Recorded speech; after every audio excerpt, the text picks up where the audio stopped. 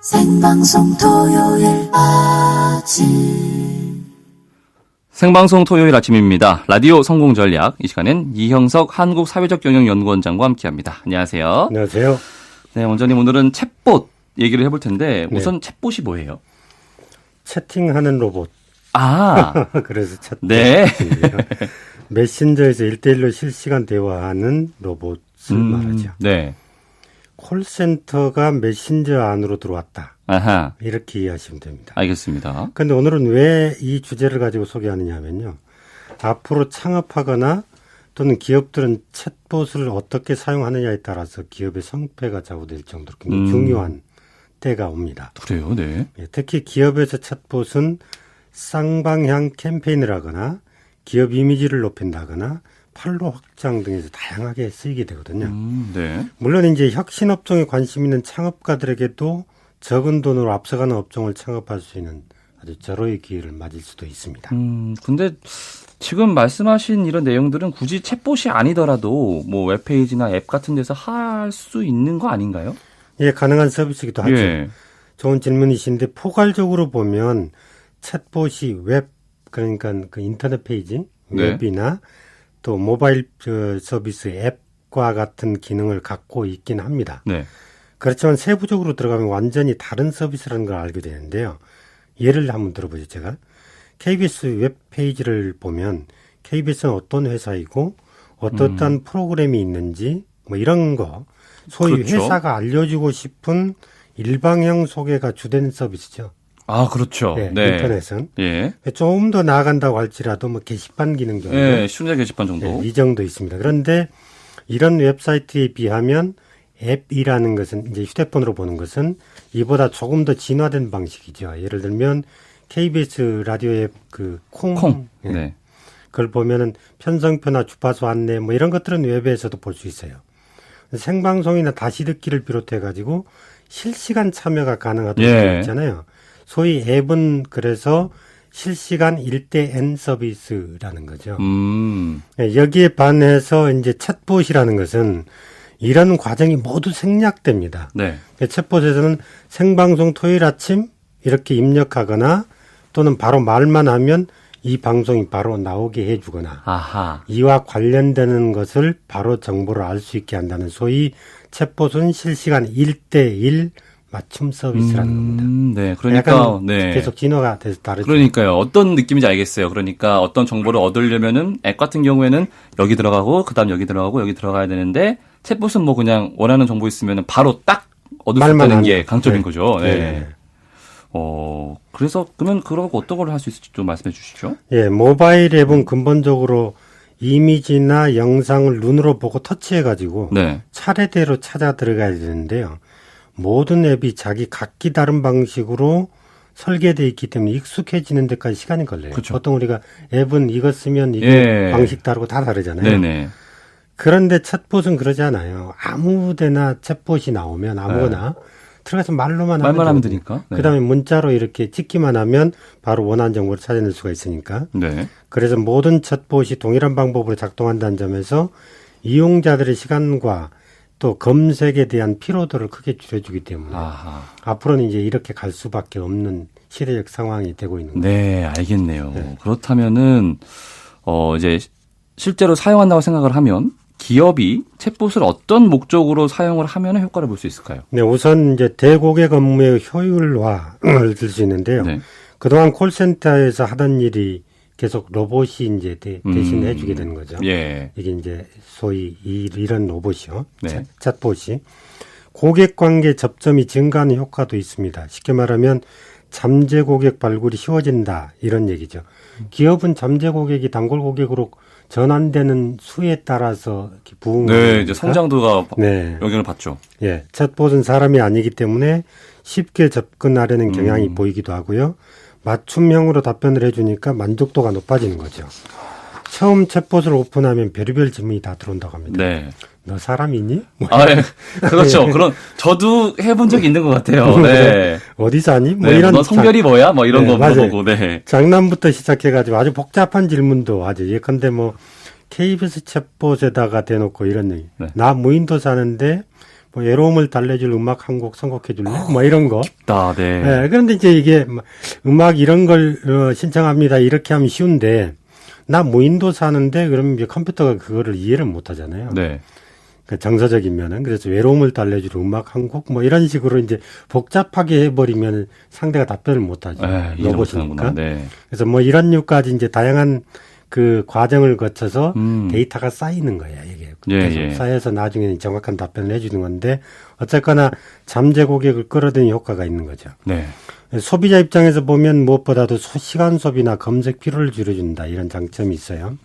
지금 라디오 방송을 하고 있는 앵커 이름을 알고 싶다면 기존에는 KBS 웹페이지에서 라디오 다시 이제 폴더를 가서 또 프로그램 또 생방송 토요일 아침 네. 그다음에 프로그램 소개 이렇게 네. 가야 이제 앵커가 누구다 이렇게 알게 되는 거예요. 그렇죠. 이런 복잡한 과정을 거쳐서 비로소 이재성 뭐 네. 이렇게 알게 되는 건데 이재성 아나운서는 일요일입니다. 네? 토요일은 저예요. 김성근. 네. 그래서 혹시나 챗봇은 해서, 네. 생방송 토요일 아침 앵커 이름은 이렇게 얘기만 하면 네. 예, 바로 아나운서 이름이 나오는 그렇죠. 거예요. 이렇게 즉각 답해주니까 피로도가 훨씬 덜하죠. 네, 그렇습니다. 네. 저는 김성근입니다. 예, 혹시나 해서요. 알겠습니다. 네. 제 이름이 중요하니까요. 네. 설명을 듣다 보니까 기업 입장에서 보면은 상품 판매할 때 챗봇을 이용하면 확실히 효과적이라는 생각이 좀 들어요. 예. 네. 진도가 굉장히 빠르죠. 맞습니다. 그래서 챗봇은 언급한 이제 세 가지 유리한 점 외에도 상품 판매 업체들 소위 이제 쇼핑몰에서 가장 빠르게 도입을 지금 하고 있는데요. 네. 바지 하나를 사려고 하면 지금은 앱을 통해서 뭐 의류, 남성 의류, 바지 이렇게 선택을 예. 하게 되잖아요. 그런데 이런 품목의 과정을 생략하고 챗봇으로 하면 바지 하나 사고 싶어라고 해도 아 여기 있습니다. 이렇게 바로 내둘 수가 있는 거죠. 왜냐하면 이제 신상 정보가 이미 다 기록이 돼 있으니까 거기에 맞춰서 추천을 해주는 네. 서비스입니다. 그 외에도 이 브랜드 마케팅에도 활용되고 있는데 예를 들면 브랜드의 뭐 유명한 버버리 같은 경우도 패션쇼를 보여줘요. 그리고 실시간 채팅을 동시에 하게 하죠. 여기서 구매까지 연결되도록 서비스가 되고 있죠. 예. 뭐 커피 전문점 앞으로 가더라도 커피 한 잔 그러면 자동으로 해가지고 와. 그 GPS까지 연결되면 어디까지 바로 배달해 줄 수도 있는 거죠. 그러니까 너무나 이제 예. 앞으로는 이런 것들이 다양하게 이제 나올 수 있을 걸로 생각이 됩니다. 네. 굉장히 편할 것 같으면서도 한편으로는 약간 소름이 돋는 느낌이 약간 네, 있고요. 겁나죠. 네. 자, 그럼 기존 기업들이 챗봇을 이용하는 거는 이해가 잘 됩니다. 어떤 식으로 이용할지도 알겠는데 창업하는 입장에서는 어떻게 이걸 좀 이용할 수 있을까요? 예를 들면 우리가 이제 재테크 분야 가운데서 부동산 같은 경우도 지금은 이제 디렉토리 방식으로 계속 내려가요. 그렇죠. 저도 뭐 어느 지역 지역에? 선택하고 뭐 예산 선택하고 이런 식으로. 맞습니다. 네. 근데 이제 앞으로는 여의도에 8억 원 정도 아파트 있으면 추천해줘. 이렇게 하면 바로 뜨는 거죠. 네. 증권 챗봇이다 그러면 이게 이제 굉장히 편할 것 같은데 네. 저평가된 종목 가운데서 오늘 추천 종목 좀 알려줘. 이렇게 하면 바로 쭉 리스트가 뜨는 거죠. 느낌이 다른데요. 네. 네. 사실 이런 일반적인 아이디어는 아마 올해 안에 대부분 큰 기업들이 서비스를 시작할 것 같긴 합니다. 좀 더 그래서 독특한 틈새 정보를 가지고 도전하면 큰 돈을 들이지 않고도 창업할 수 있지 않을까. 예를 들면 이제 제가 아는 뭐 이런 창업 정보 가운데서도 점포 정보로 특화해 가지고 챗봇을 만들게 되면 이런 게 있죠. 여의도에서 치킨집 하기에 적당한 가게 있으면 좀 추천해줘. 그러면 어느 가게가 나와 있다. 바로 네. 이제 딱 나오고 막. 네, 연결되죠. 네. 부동산도 소개해주게 되겠네요. 그렇습니다. 그러면 바로 이제 거기서 콜을 하면 주인하고 연결이 되고 뭐 이런 서비스가 가능하게 되죠. 그래서 예. 이게 챗봇을 잘 이해하고 그러면 뭐 기업 경영에도 도움이 되지만 이렇게 창업하는 데도 대단히 도움이 될 수 있습니다. 알겠습니다. 근데 들으면서 얘기가 좀 궁금한 게 저는 나름대로 스마트폰 이런 거에 익숙한 세대임에도 불구하고 챗봇을 사용해 본 경험이 많지는 않아요. 네. 지금 현재 소비자들이 챗봇을 실제로 사용하면은 원하는 수준만큼 정보를 얻을 수 있나요? 어떤가요? 이제 그게 지금 오늘 제가 너무 좋게 얘기하니까. 예, 그래서 벌써 그렇죠. 막 느낌이 되게 23세기 같거든요. 그렇죠. 네. 그런데 이게 아직은 좀 걸음마 단계인데요. 시간이 네. 좀 필요할 것 같습니다. 네네. 왜냐하면 이게 챗봇은 기본적으로 이게 그 빅데이터를 기반으로 하기 때문에 데이터가 쌓여야죠. 쌓여야 네. 되는 거죠. 그래야 이제 정확도 높아지는데 저도 이제 여행 상품 챗봇이 나왔다 이런 보도를 봤어요. 그래서 거기 보니까 상품 문의부터 예약, 결제, 취소, 환불 뭐 이런 게 다 가능하다고 해서 써봤습니다. 근데 이제 다운받아가지고 네. 시베리아 횡단 열차를 하고 싶은데 라고 썼더니 네. 회원 탈퇴를 원하시나요? 시베리아를 갈 바에 차라리 회원 사퇴를 해라. 어이, 똑똑한데요. 네. 너무 앞서가시는 거 아니에요? 그 어쨌든 아직 준비가 좀 덜 된 것 같고요. 네. 그래서 이제 완성도가 많이 떨어지면 앞으로 이제 보정이 돼서 아마 제가 예측한데 한 1, 2년만 지나도 1년 정도. 이 네. 서비스가 굉장히 활성화될 것 같습니다. 음. 근본적으로 챗봇은 말씀드린 대로 이제 인공지능을 기반으로 개발된 서비스니까 네. 이런저런 질문을 많이 앞으로 하게 될 거 아니에요. 그렇죠. 그게 모두 이제 컴퓨터에 기록이 되죠. 그래서 그걸 답변을 전부 이제 준비를 해주게 되고 그렇게 되면 이제 어떤 어려운 문제, 아까 뭐 무인도에서 예. 달콤한 음악을 듣고 싶다 이래도 그게 할 수 추천이 있겠네요. 네, 가능하게 되는 거죠. 네, 알겠습니다. 자, 오늘 챗봇에 대해서 말씀해 주셨는데 잘 알고 있어야 도움이 될 것 같습니다. 마지막으로 챗봇으로 창업하려는 분들에게 조언 간단하게 해주신다면 뭐가 네. 있을까요? 과거에 PC통신이 웹 비즈니스로 이제 발전하고 다시 모바일 앱으로 발전한 것처럼 앞으로는 챗봇이 선도할 소위 메신저 포털 시대가 온다. 네. 이게 중요한 말인데 메신저 포털 시대. 지금은 이제 웹에서 포털이 있잖아요. 뭐 네. 네이버 다음 이런 게 네. 구글 같은 게. 근데 앞으로는 이제 이 메신저에서 포털 메신저에서 포털을 역할을 해줘요. 예, 예. 그 지금 그 설명을 안 들었는데 사실은 챗봇이라는 게 두 가지 방법으로 서비스가 가능한데 네. 하나는 독자적으로 하는 방법이 있어요. 네네. 이제 그 앱을 만들어서 그 안에 띄우는 방법이 있고 하나는 메신저에다 올려서 서비스하는 방법이 있거든요.